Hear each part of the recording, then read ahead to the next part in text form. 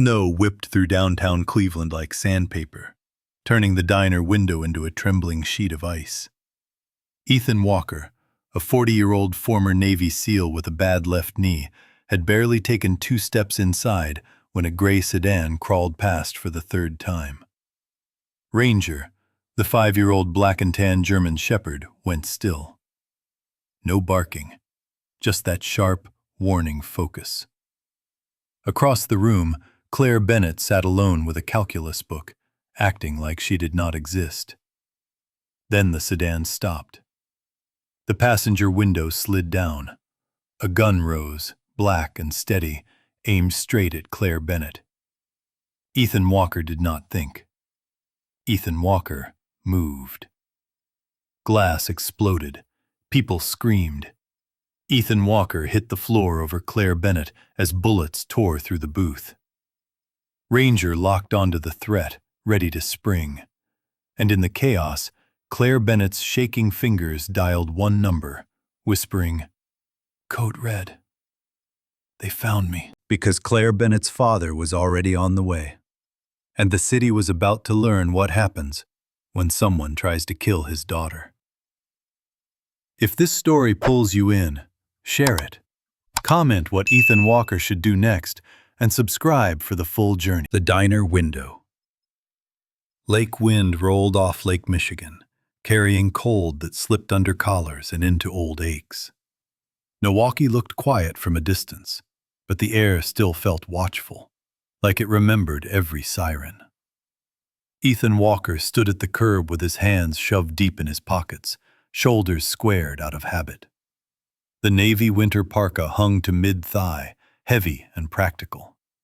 Under it, the red and black plaid flannel showed at the collar and cuffs like a stubborn heartbeat. Faded jeans, brown leather boots, the same uniform every day. Not because he wanted attention, but because routine kept the world from drifting too far. His left knee clicked when he stepped off the curb. Not loud, but loud enough for him. He adjusted his stride the way he always did, keeping the limp small, keeping the story smaller. He did not like pity. He liked control. At his side walked Ranger, a 5-year-old German shepherd with black and tan markings and amber-brown eyes that seemed to measure the street like a map. The dog moved with quiet purpose, ears upright, body steady. A black vest rode across Ranger's back, the white block letters clear even in the gray light. Service dog, do not pet. Most people read it and looked away. The smart ones did anyway. Ethan headed toward Harbor Diner, a low building wedged between a closed auto shop and a laundromat that never seemed to sleep. The neon sign in the window buzzed like an insect. Inside, the warmth hit him first, then the smell of fryer oil and coffee that had been sitting too long.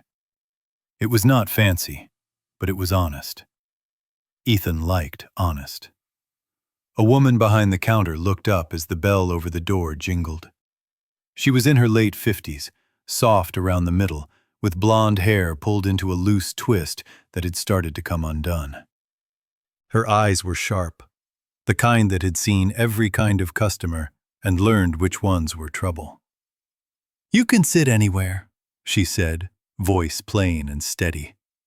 Not unfriendly, just efficient. Ethan nodded once. He had learned that nod years ago. It meant thanks without the debt of conversation. Ranger paced 2 steps behind him, then stopped when Ethan stopped, as if they were connected by an invisible line. Ethan chose a booth near the wall, where he could see the door and most of the windows. Old habits did not die. They just learned to wear civilian clothes. He sat facing the room. Ranger settled at his feet, head up, eyes moving. The diner was half full. A pair of dock workers in heavy hoodies hunched over burgers, talking with their mouths full. 2 teenage boys flicked fries at each other until a glare from the counter shut it down. A tired mother rocked a stroller with one hand and stirred her coffee with the other. her face set in a private war. Then Ethan saw her. A girl sat alone by the front window, hunched over papers, pencil moving fast. 17 maybe. Slim build, dark brown hair that fell straight and heavy, like she had stopped trying to make it look pretty. Her cheekbones were sharp. Her skin was pale under the fluorescent lights. Her eyes were gray, not the soft kind, the kind that looked like weather before it breaks. She wore a plain gray sweater and black jeans, clean but quiet. Her backpack looked expensive, but she held it close as if it might run away. She did not look up when the door opened. She did not look up when people laughed too loudly. She was trying to disappear in plain sight. Ethan recognized that. He had spent years doing it. He looked away quickly, annoyed with himself. He was not here to notice girls at windows. He was here to eat, pay, leave, repeat. He was here to keep his life small enough to survive. Ranger shifted. Not restless, alert. Ethan followed the dog's gaze. Outside, a gray SUV rolled past the diner, slow. Slower than traffic. Its windows were tinted dark, the kind that turned a car into a moving secret. It passed, then kept going. Ethan watched it in the glass reflection more than directly. He did not like giving anything a straight stare. In some places, staring was a challenge. The SUV turned at the corner. Ethan's throat tightened, just a little. Ranger's ears angled forward. 2 minutes later, the same SUV came back. Same speed, same slow crawl. Same dark windows. Ethan felt the old instinct rise, cold and clean. Wrong. He told himself he was being paranoid. Milwaukee had plenty of people with tinted windows. Plenty of people driving slow because they were lost or bored or looking for parking. Plenty of people who were harmless. But the dog did not relax. And Ranger was not the kind of dog who got nervous for nothing. Ethan's eyes cut to the girl at the window. She was still working, pencil tapping once, then moving again. She was completely in her own world. If she noticed the SUV, she did not show it. The SUV passed a third time. This time, it slowed even more. It nearly stopped. Ethan felt his heart pick up. Not panic, just readiness. He did not want to move. Moving meant becoming visible. It meant the whole room could look at him. It meant questions. But he could not sit still while his body screamed, wrong. Ranger rose without a sound. Ethan's knee complained as he stood, but he ignored it. He watched the SUV through the diner window, and he saw the passenger side glass slide down. A hand emerged, black glove. Something long and dark in the grip. A gun. Ethan did not think. Thinking was a luxury that belonged to people who had never had to choose between seconds. "Get down!" he shouted. The girl's head snapped up. Her gray eyes met his, confused, then sharp with sudden understanding. Her mouth opened, but the sound never made it out. Ethan crossed the distance in 3 strides, boots slamming the tile. His bad knee jolted, pain flashing, but it did not slow him. He hit the booth hard, grabbed the girl by the shoulder and the upper arm, and pulled her down. He did it with controlled force, the kind meant to move someone without breaking them. She dropped with him, breath catching, pencil skittering across the table. The first shots blew through the glass. The window exploded inward. A storm of shards and noise. People screamed. Metal chairs scraped. A tray crashed. Ethan turned his back to the window and curled over the girl, making his body a wall. He felt glass bite his shoulder and neck, hot pinpricks that turned to stinging lines. He did not feel bullets hit him, but he did not assume that meant safety. Under him, the girl trembled. He could feel it through her sweater, through the thin space between them. Her breath came fast, shallow, as if her lungs had forgotten what calm was. Ranger moved. Not toward the gun, not with barking or rage, but with purpose. The dog darted to the aisle where a small boy had frozen in shock, wide-eyed, hands raised like surrender. Ranger nudged the boy sideways with his shoulder, guiding him toward the counter and behind a stack of crates near the kitchen door. The dog's body blocked the hookup of the aisle like a silent shield. Then Ranger returned to Ethan, standing close enough that Ethan could feel the dog's warmth. The gunfire stopped as suddenly as it started. Silence hit the room like another kind of blast. For a moment, there was only the wet sound of someone sobbing and the rattle of the neon sign struggling to stay alive. Ethan lifted his head just enough to scan. The gray SUV was already pulling away, tires throwing slush. It vanished down the street like it had never been real. Ethan's breath shook once. He hated that. He hated that his body still remembered fear. He looked down at the girl. She stared at him like she was seeing him for the first time. Her face was pale. One small cut on her cheek bled a thin line, more insult than injury. Her hands were clenched so tight her knuckles had gone white. "You're okay," Ethan said. His voice came out low, steady, not the voice of a hero, just the voice of someone trying to keep another person from falling apart. She swallowed.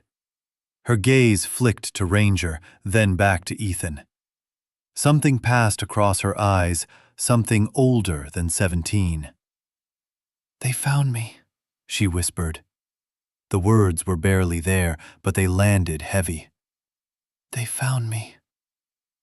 Outside, a new sound rose beneath the distant sirens. Motorcycles. Many of them. The rumble swelled fast, like thunder rolling in on a clear day. Ethan's stomach tightened. Ranger's ears lifted, and the girl's gray eyes filled with a fear that looked like it had a name. Thunder at the door. Snowmelt slid along the curb and into the storm drains. The sky stayed low and colorless. Somewhere beyond the diner, sirens climbed closer, thin and urgent against the heavy lake wind. Ethan Walker stayed over the girl for one more heartbeat, listening for the return of gunfire. None came. Just panic in the room and the shaking breath beneath his chest. He lifted himself carefully. His navy parka was dusted with glittering glass.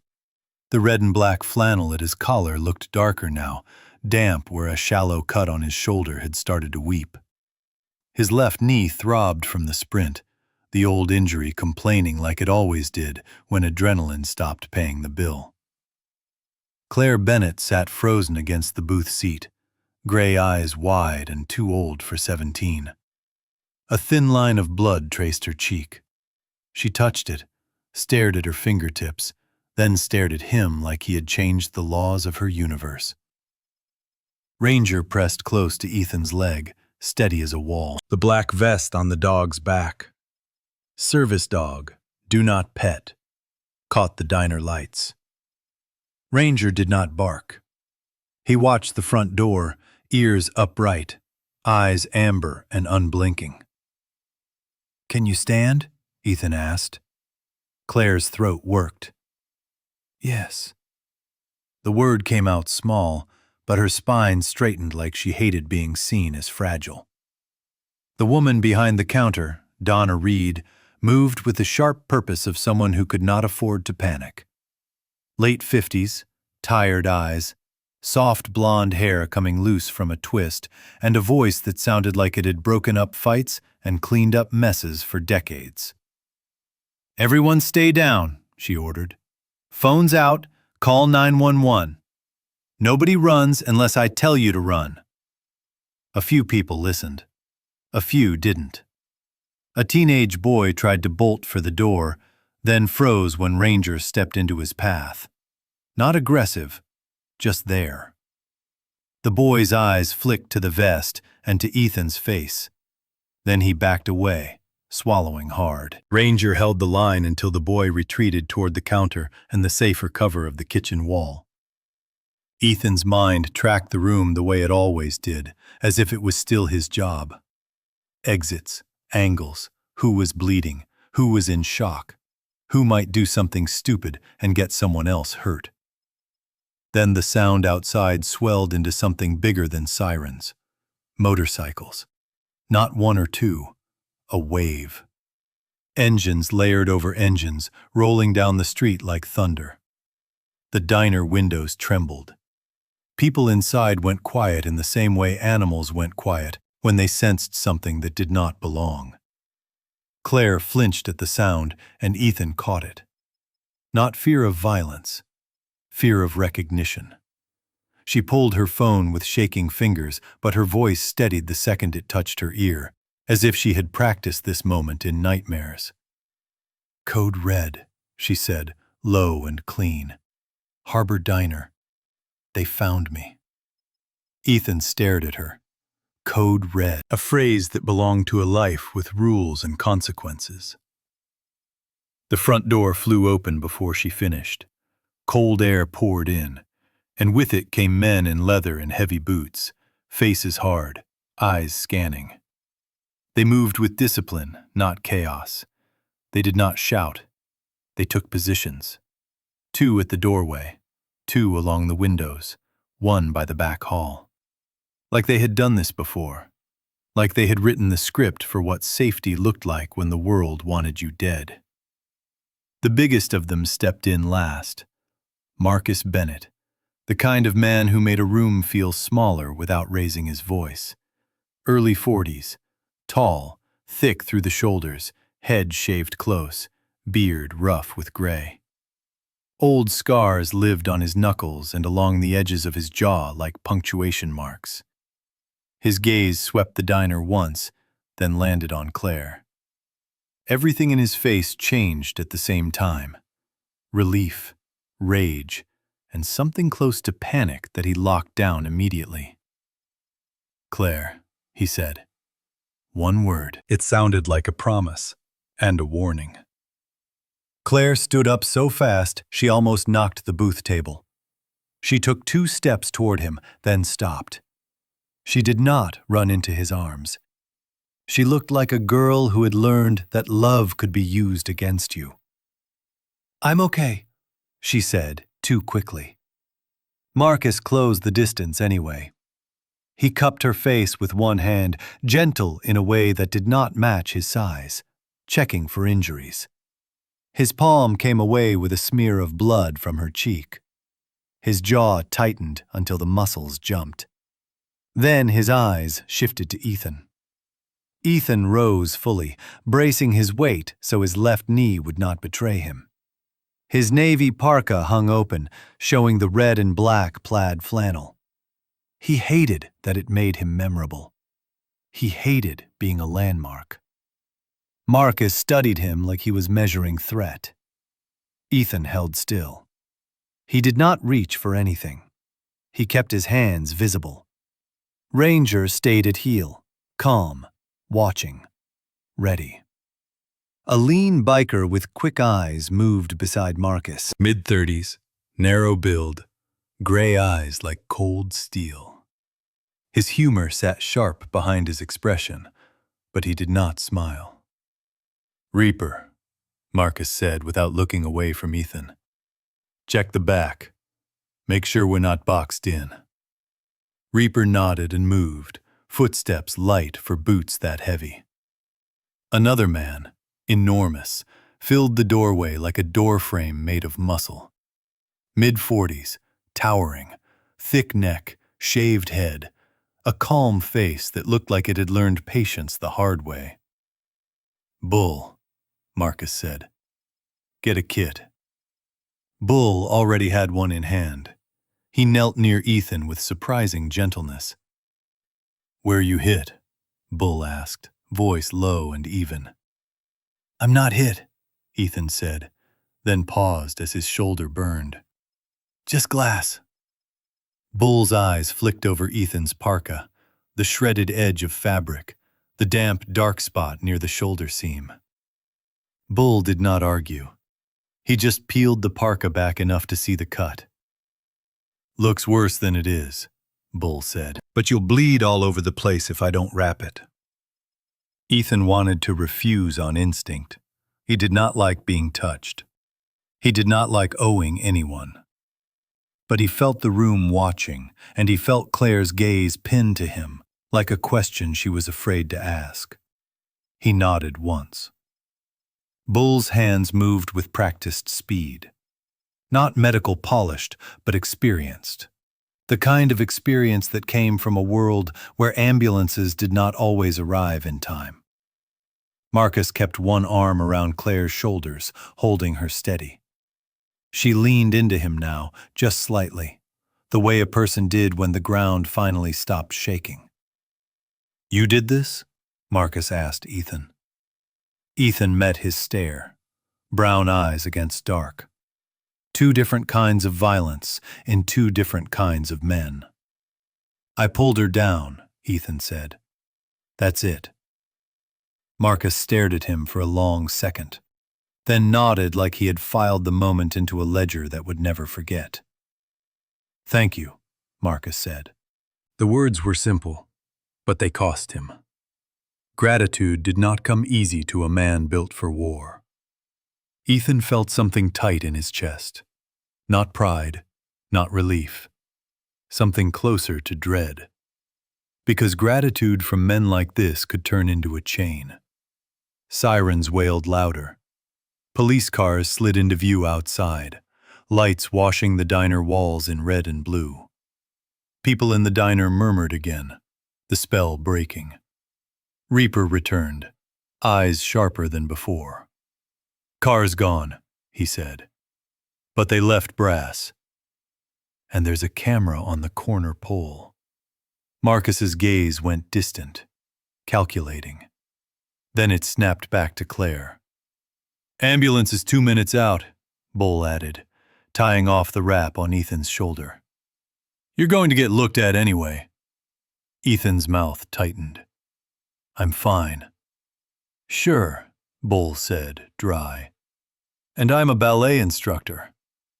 Claire surprised herself with a small sound that might have been a laugh, but it cracked at the end and turned into a shaky breath.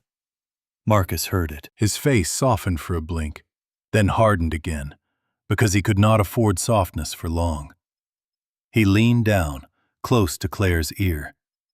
Ethan did not catch the words, but he saw the effect. Claire's shoulders loosened, just a fraction, like she had been carrying a secret and someone had finally helped take some of the weight. Then Marcus looked at Ethan again. "If you hadn't been here," Marcus said quietly, "my daughter would be dead." Ethan's stomach dropped at the word daughter. Ranger shifted beside him, just once, like the dog understood the shape of the room changing. Outside, boots crunched on broken glass as officers approached. Ethan felt the next problem arriving with the sirens, and he knew one thing with cold clarity. He had stepped into someone else's war. And wars did not let you leave just because you wanted to. The questions that follow. Snowmelt turned the street into dark mirrors. Police lights painted the diner walls red and blue.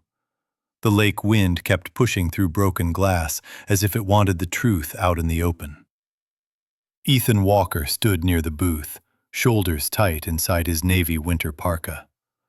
The red and black flannel showed at his throat like a warning stripe. His faded jeans and brown boots were dusted with glittering shards. Ranger sat close at heel, calm, the black vest clear under the harsh lights. "Service dog, do not pet." Ethan hated the attention. He hated the way a crowd changed when uniforms arrived. He had worn uniforms before, different ones, and he had learned that people trusted patches more than they trusted character. Tonight, he could feel eyes landing on him, measuring, deciding what kind of man he was based on blood and glass. A paramedic pushed through the doorway carrying a trauma bag, followed by another with a stretcher. The first was a woman in her early 30s, freckles across her nose, hair pulled into a tight bun that said she did not have time for nonsense. Her name tag read, Kelly Murphy. "Who's bleeding?" Kelly called out, voice firm but not cruel. Donna Reed raised a hand from behind the counter. "Minor cuts, mostly glass. That girl's got a cheek. He's got a shoulder." Kelly's eyes swept the room and landed on Claire, then Ethan. She moved fast, kneeling beside Claire first, checking the cut like it was an insult the world had given her. "Any dizziness?" Kelly asked. Claire shook her head once. She kept her posture straight, chin lifted, like she was refusing to be treated like prey. Kelly turned to Ethan. "Let me see the shoulder." "It's wrapped," Ethan said. Kelly's gaze dropped to the bandage Bull had tied. "Wrapped by someone who knows what they're doing," she said, then looked up. "That still means you get checked. You don't get to tough guy your way out of this." Bull stood a few steps back, arms crossed, expression unreadable. Reaper lingered near the doorway, eyes tracking movement outside. Marcus "Brick" Bennett stayed close to Claire, one hand resting on her shoulder like an anchor. Ethan caught the way Marcus watched the police officers arriving. Not fear. Calculation. A man who had learned how quickly a situation could turn if the wrong person got control of the narrative. 2 officers entered, then a third. The third one moved with a different weight, detective weight. She was mid to late 30s, tall, lean, dark hair pulled into a low ponytail. Her face was sharp in a quiet way, like she listened more than she spoke. Her eyes were a cool hazel that did not flinch at broken glass or crying teenagers. Her badge read, Detective Lauren Kincaid. "Everyone who saw the shooter stays," Kincaid said, voice calm, carrying without shouting. "We're going to take statements one by one. Ambulance can transport after we get the basics." Marcus stepped forward, blocking her line to Claire without making it look like a block. He did it politely, which was almost worse, because it meant he was practiced. "My daughter's going to the hospital now," Marcus said. Kincaid's gaze flicked to Claire, then back to Marcus. "Your daughter?" Claire's jaw tightened. She did not answer. Ethan felt the word daughter hang in the air again. It explained the men outside. It explained the code red. It explained the way Claire held herself like she had been trained to keep fear behind her teeth.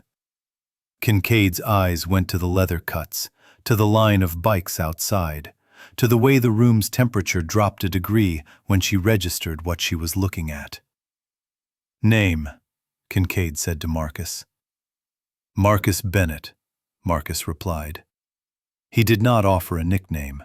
He did not offer a smile. Kincaid nodded slowly. "All right, Marcus Bennett. Your daughter can go. I still need her statement.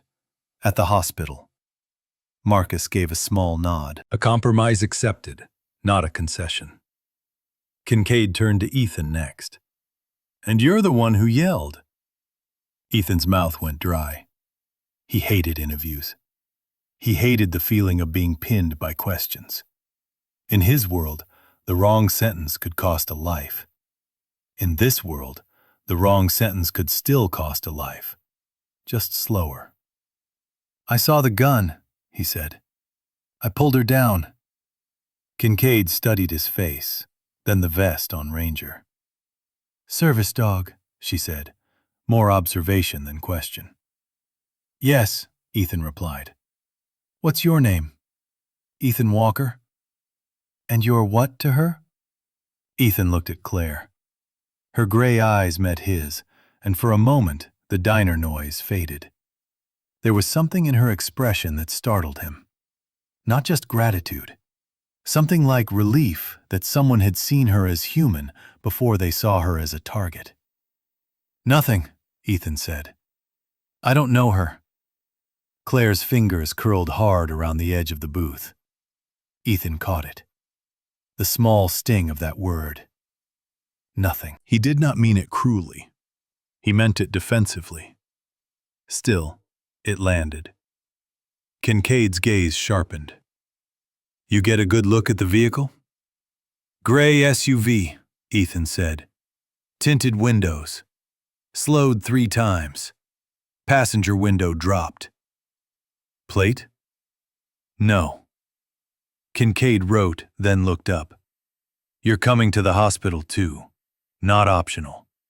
That shoulder needs a proper look, and I want your full statement somewhere quieter than this circus. Ethan's instinct was to refuse, to disappear, to go back to his small life where danger stayed on the news and not at his table.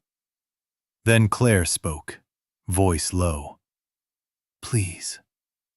It was one word, but it carried a whole history behind it. Ethan recognized that, too. The way a person asked for help when asking felt like weakness. He nodded once. Fine. Kelly Murphy guided Ethan toward the ambulance. Ethan's left knee flared with each step, and he hated that pain could still make him feel trapped in his own body. Ranger walked beside him without pulling, without rushing, as if the dog understood the difference between leaving and retreating. Outside, the night felt colder. Motorcycles idled in a wide perimeter, engines rumbling like warning drums. People stared from across the street, phones lifted, hungry for a story they did not understand. Reaper opened the ambulance door and stepped back, letting Kelly do her job. Bull stayed near the curb, posture relaxed but ready.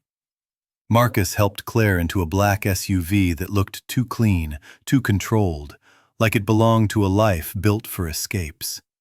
Before Claire got in, she looked back at Ethan.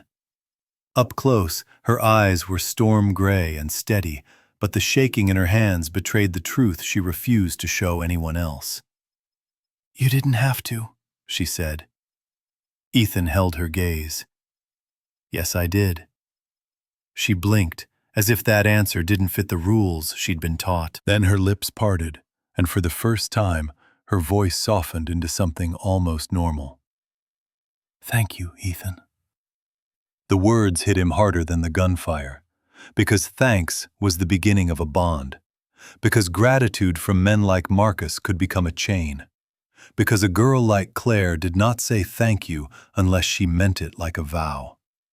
Marcus's eyes found Ethan again, and there was a silent message in them. Not a threat. Not yet. More like a decision being made. Then Marcus shut the SUV door, and Claire disappeared behind tinted glass. Ethan climbed into the ambulance, Ranger following, settling at his feet like a promise. As the doors closed, Detective Kincaid's voice carried through the gap. Ethan Walker, she called. This isn't over tonight. Ethan stared at the ambulance ceiling and felt the truth settle in his ribs. He had saved a girl he didn't know. Now he was going to learn what it cost. Mercy under fluorescent lights. Wet snow slapped the ambulance doors and melted on contact. The hospital rose out of the night like a bright, indifferent ship. Inside, the air smelled of disinfectant and tired prayers. Ethan Walker hated hospitals, not for the needles or the lights, but for the waiting. Waiting made room for memory. His navy winter parka lay folded on a plastic chair, the shoulder sliced and stiff with dried blood. The red and black plaid flannel still clung to him, half-tucked, wrinkled from impact and adrenaline. Faded jeans, brown leather boots that squeaked against the polished floor every time he shifted his weight, his left knee quietly protesting. Ranger sat at Ethan's feet, calm as stone, the black vest clear under the harsh lights. Service dog, do not pet. A nurse taped a label to Ethan's wrist. She was in her late 20s, short and brisk, with tired brown eyes that softened only when she looked at Ranger.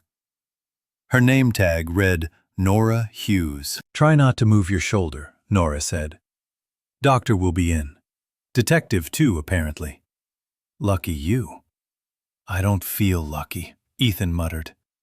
Nora gave him a look that said she had seen real bad luck and did not feel like debating definitions. "You're breathing. That counts." She left. The curtain swayed behind her like a thin promise of privacy. Ethan stared at the ceiling tiles. The buzzing lights made everything feel unreal, like the world had been replaced by a cheap copy. He flexed his fingers, checking that they still obeyed. His hand shook once, and he hated it. Not because he was afraid, but because his body remembered fear even when his mind refused to claim it. Ranger's head lifted, ears forward. Footsteps approached. Not rushing, not hospital staff. Detective Lauren Kincaid stepped through the curtain. Under the fluorescence, her face looked sharper, more carved. Hazel eyes that missed nothing. Dark hair pulled back. A plain blazer over practical clothes. She held the small notebook like it weighed more than paper. Behind her came Marcus "Brick" Bennett.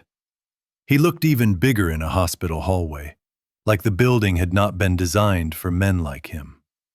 Broad shoulders, close-cropped hair, gray threaded through his beard, heavy hands that seemed made for holding and breaking things.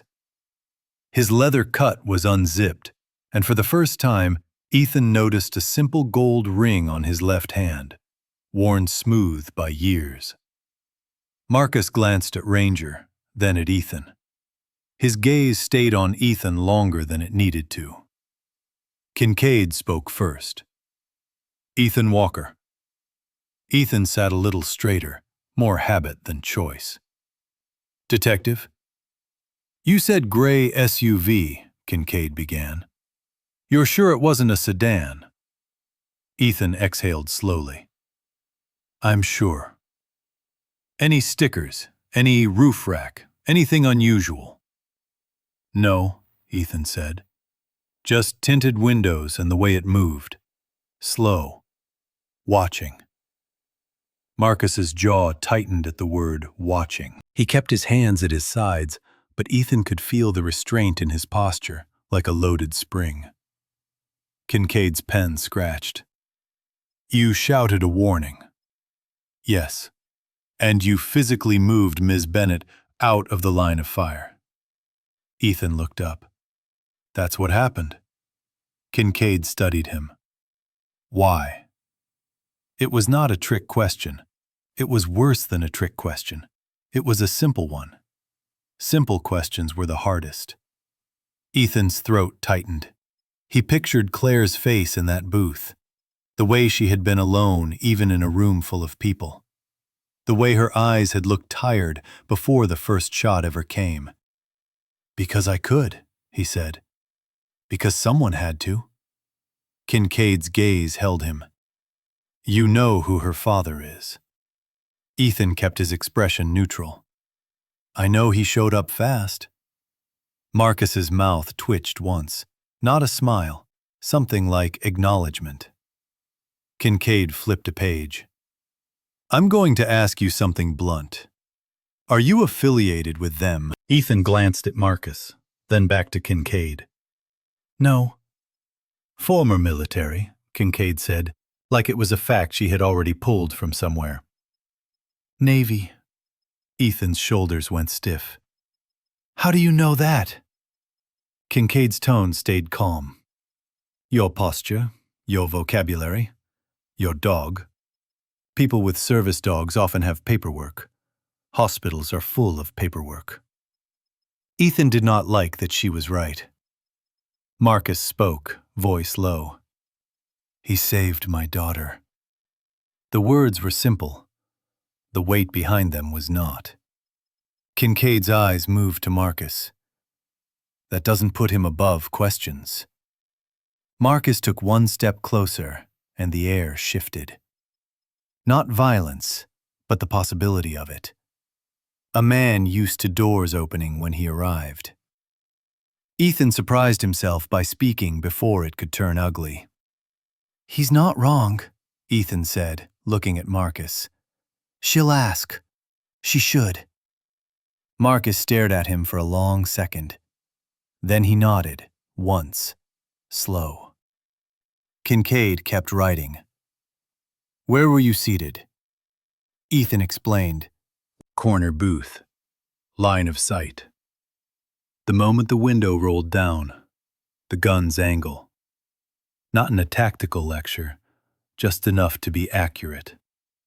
He watched Kincaid's pen move and wondered how many nights like this she had collected.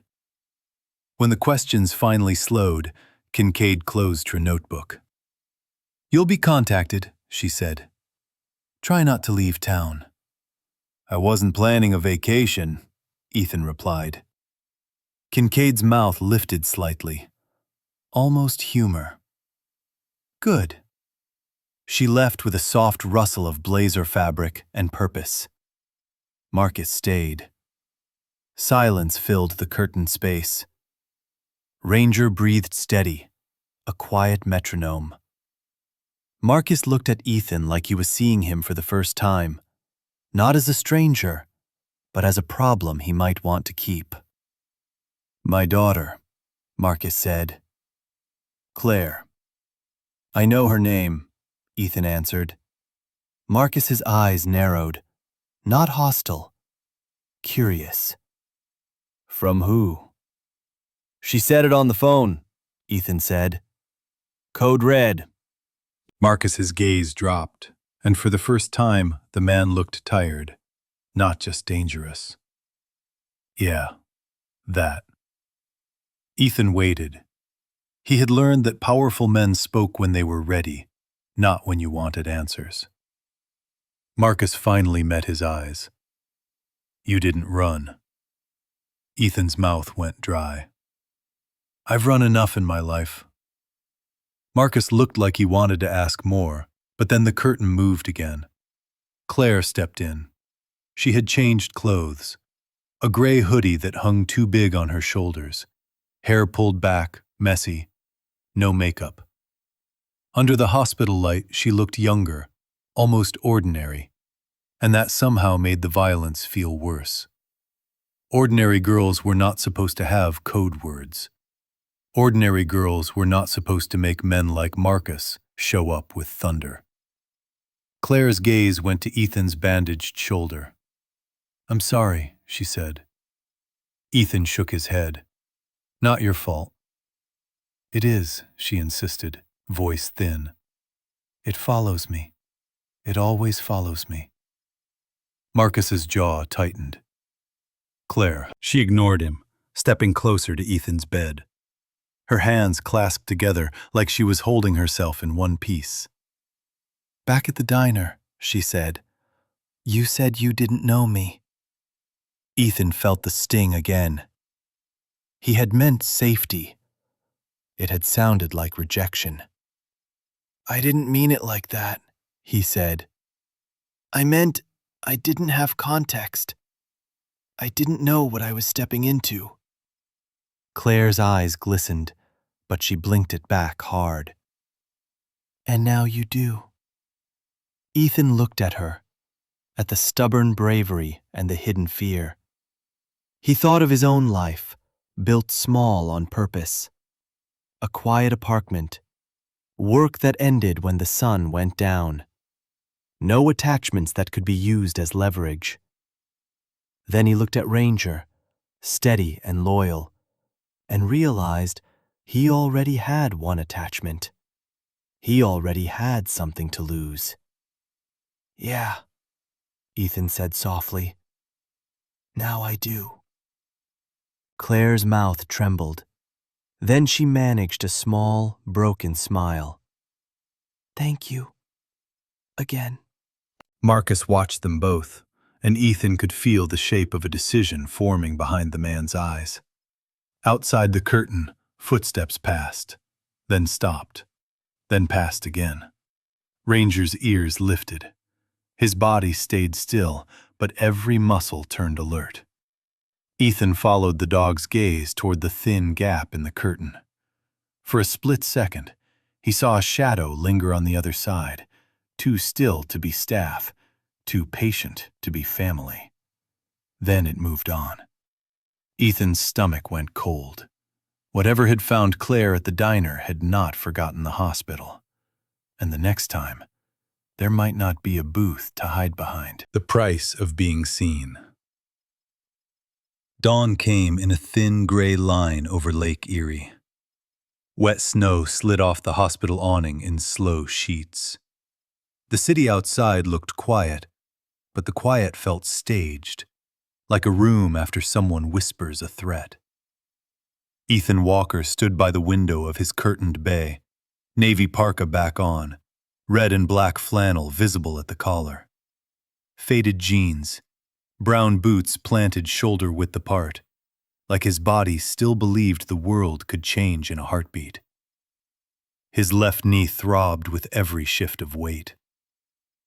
Ranger sat close, steady, wearing the black vest that drew eyes even when Ethan wished it wouldn't. Service dog, do not pet. Claire Bennett sat in the chair beside him, hoodie sleeves pulled over her hands. She looked too small for the amount of danger that had been assigned to her. Her storm gray eyes kept flicking to the curtain gap, like she expected the shadow to return. Ethan tried to breathe like it was just another morning. He tried to pretend the buzzing fluorescence did not make his skin crawl. He tried not to notice how Marcus Bennett's men rotated outside the bay in quiet shifts, their footsteps measured, their voices low. He failed at pretending. Nora Hughes pushed the curtain aside with her elbow, clipboard under one arm. She looked like she had slept maybe 10 minutes and regretted every one of them. "Good news," Nora said. "No internal bleeding. Your shoulder is ugly, but honest. You get discharged today if you stop acting like you're made of concrete." Ethan lifted a brow. "I'm not acting." Nora snorted, then glanced down at Ranger. "Your dog has better manners than half the people in this building. That's a compliment." Do not let it go to his head. Ranger blinked like he had heard praise before and accepted it as his due. Claire's mouth twitched. It was the first almost smile Ethan had seen that morning. It hit him in the chest harder than any bullet could have. Nora's eyes moved to Claire. "And you? Your vitals look fine, but your hands are shaking." "I'm fine," Claire said, too fast. Nora tilted her head, the way a nurse did when she had already decided to tell the truth. "You're alive. That's different from fine." Claire swallowed. Ethan watched her throat move like she was forcing down a scream that had nowhere to go. Nora left as quickly as she came, curtains swaying behind her. Ethan turned back to the window. "She's right, you know." Claire exhaled once. "I hate that." "I hate it too," Ethan said. Then, because his mouth was suddenly braver than his fear, he added, "But I'm glad you're here to hate it." Claire's eyes lifted to his. For a second, there was no club, no police, no sirens in the distance, just a girl who had been hunted and a man who had been tired of running. "You keep saying things like that," Claire said quietly. "Like you're not afraid." Ethan let out a short laugh. It came out rough, not amused, but real. "I'm afraid all the time. I just got sick of letting it drive." Claire looked down at her hands. "What if I ruin your life?" Ethan's jaw tightened. He thought about the years after the service, the silence, The apartment that felt like a bunker. The nights he woke up sweating and told himself he was fine because nobody else could see it. My life was already ruined, he said, voice low. It was just ruined in a quiet way. Nobody noticed. Claire's eyes filled, but she fought it like it was a weakness she had been trained to punish. Ethan reached out slowly, careful with his shoulder, and placed his hand over hers. You don't get to carry all of it alone, he said. Not anymore. Outside the curtain, Ranger's ears snapped forward. His body stayed seated, but the air around him changed. Alert without panic. Ethan felt it too. That subtle shift in the hallway. A pause. A breath held. Claire's fingers tightened under Ethan's palm. That's him, she whispered. That feeling. Ethan didn't move fast. He moved smart. He slid his hand away and pressed the call button on the wall. Once. Twice. 3 times, quick and controlled. Then he stood in front of Claire without thinking, like his body had made the decision before his mind could argue. Ranger rose, silent, stepping to Ethan's left like they had practiced without ever naming it practice. The curtain moved. Not Nora. Not Kincaid. A man stepped in, wearing scrubs that didn't fit right, too loose in the shoulders. A surgical mask hid the lower half of his face, but his eyes were wrong. Too flat. Too hungry. In his hand, half hidden near his thigh, was a compact pistol. Time narrowed to a thin blade. Ethan didn't shout. Shouting wasted air. He took 1 step sideways and kicked the rolling stool hard. It skidded into the man's shin with a crack. The pistol jerked up in reflex. Ranger lunged, not with noise, not with wild teeth, with precision. He hit the man's forearm and drove it down, forcing the gun hand toward the floor. The man stumbled backward, swearing, trying to wrench free. Ethan grabbed the man's wrist with his good arm and twisted, sharp and clean. The pistol clattered onto the tiles. Claire screamed, finally, the sound ripping out of her like it had been locked in her chest for years. The hallway exploded. Marcus Bennett barreled in first, face carved into something ancient and furious. 2 of his men followed, then Detective Kincaid, gun drawn, eyes steady like ice. "Down!" Kincaid snapped. The attacker froze when he saw Marcus. Not fear of the police, fear of the father. That detail landed in Ethan's mind like a stone. Whoever this man was, he knew exactly who he had come for. Marcus grabbed the attacker by the collar and shoved him against the wall. Not a punch, not vengeance. A brutal restraint that said he was choosing control because his daughter was watching. Kincaid moved in, cuffs out. "Hands where I can see them," she ordered. The attacker's gaze flicked to Claire. "You should have stayed hidden," he spat. Claire's body went rigid. Ethan felt her shaking behind him. Kincaid snapped the cuffs on. "You can tell me who sent you in an interview room." The attacker laughed once, ugly and thin. "You won't keep her safe." Marcus leaned in, voice low. "Watch me." Kincaid signaled her officers. They dragged the man out, still cursing, still trying to turn his words into poison.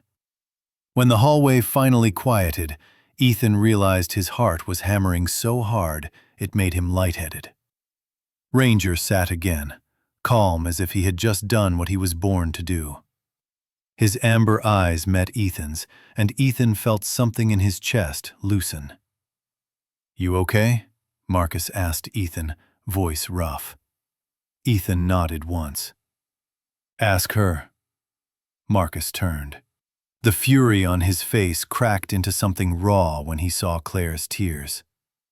Claire tried to wipe them away like she was ashamed. Ethan stepped aside so Marcus could reach her.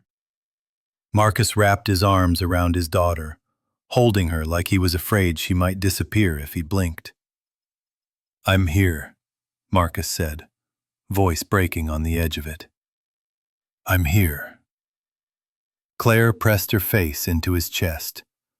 For a moment, she looked like a kid again. Just a kid. Kincaid approached Ethan, holstering her weapon. "You just saved the hospital a lawsuit," she said dryly. Ethan huffed a breath. "Happy to help the legal system." Kincaid's expression softened by half a degree. "You did the right thing. Again." Ethan glanced at Ranger. "He did." Kincaid nodded toward the dog. "Best witness I've had all week." A week ago, Ethan would have disappeared after this. He would have changed routines, changed streets, changed names if he could. He would have called it caution. Now he looked at Claire, still held in Marcus's arms, and he understood something brutal and simple. Being seen was dangerous. But being invisible had been its own kind of death. Claire lifted her head and looked at Ethan through wet lashes. "You stayed," she said. Ethan swallowed. "Yeah." She gave a shaky laugh that carried a spark of humor through the fear. "That's a terrible habit." Ethan's mouth tugged into a smile. "You should see my other habits." Claire's laugh turned into a sob, then back into a laugh again, like her body didn't know which emotion it was allowed to choose. Ethan stepped closer.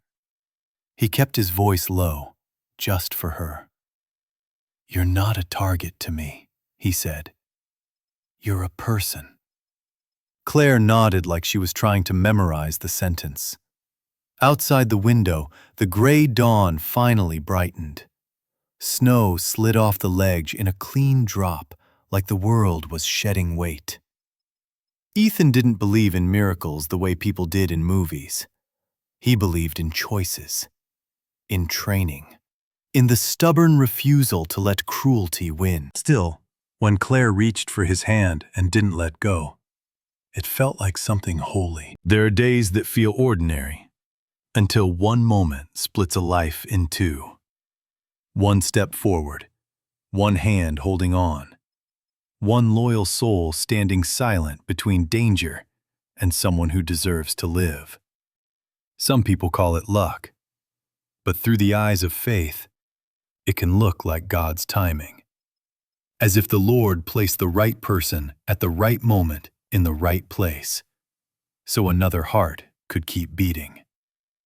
Ethan did not save Claire to be thanked. He simply did what was right. And Ranger, with steady focus and quiet devotion, reminded everyone that love does not always need words. A father who learned to survive storms learned how to hold his daughter with restraint instead of rage. A girl who believed she was only a target remembered she was still a person worth protecting.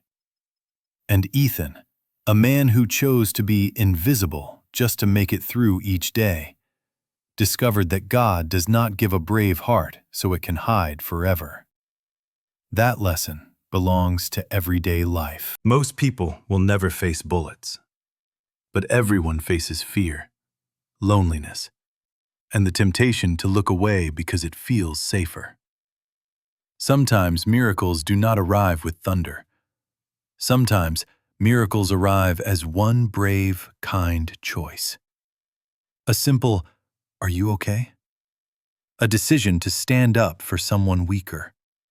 A refusal to stay silent when something is wrong. In God's hands, small choices can become the bridge that saves a life. If this story touched you, please share it to spread hope. Comment and tell me what you believe was a miracle moment in your own life.